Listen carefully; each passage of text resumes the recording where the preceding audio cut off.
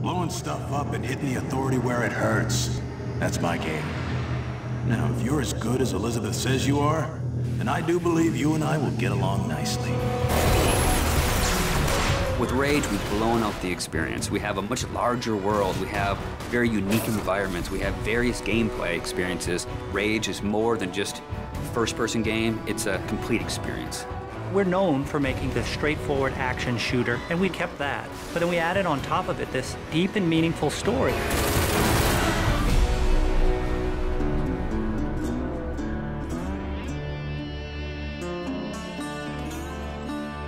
So the story of Rage. We had the setting, we knew we wanted to have it on Earth, then we had to decide how we would destroy the planet. And we actually found that there's a real asteroid, which is called Apophis, which will pass by the planet around 2036.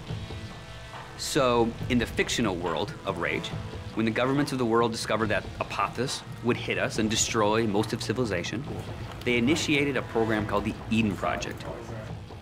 So the game starts out where you are an Ark survivor. You are one of those people buried in 2036. Your Ark emerges from the ground 100 years later. Unfortunately, you're the only one that survives in your Ark. So when you step out, you are alone. And it's this post-apocalyptic world that you rise up in, and it's this twisted version of the reality you used to know, and you really don't know what to expect. Current position unknown. There's mutants and there's bandits, you know, and there's groups of settlers trying to survive. You people are only trouble. Now be on your way. The world has moved on, and it has its own thing going. We don't give the character a name or a face that's unique to the story. We want the player to jump in and actually add his own identity into that character. So when you step out of your Ark in Rage, you have no idea what your role in the bigger conflict will be.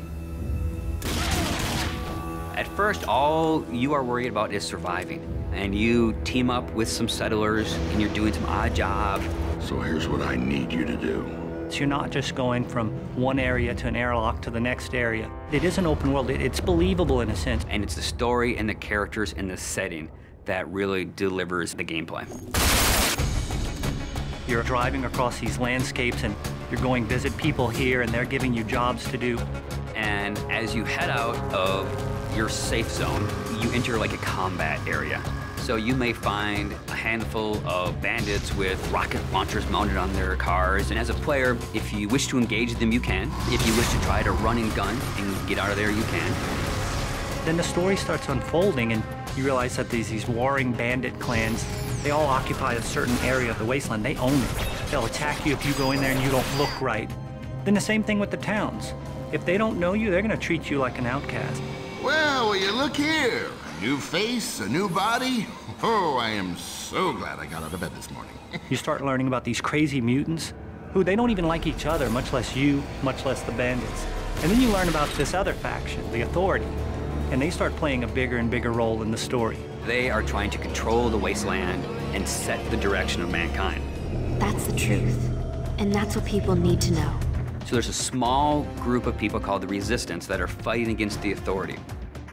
The Resistance discovers you, and everyone knows that Ark survivors have a certain specialness to them. You got all those little computers racing around inside you. You know, as you move through the story and you become more important and people start to take notice of you, so does the Authority.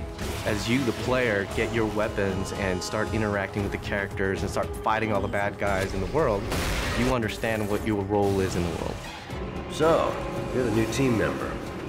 The story in a game really gives meaning to the action. It creates the setting that all the gameplay exists on. And if you have a compelling story and you have compelling action and ways to drive the player forward, it just creates a richer experience and a more complete package.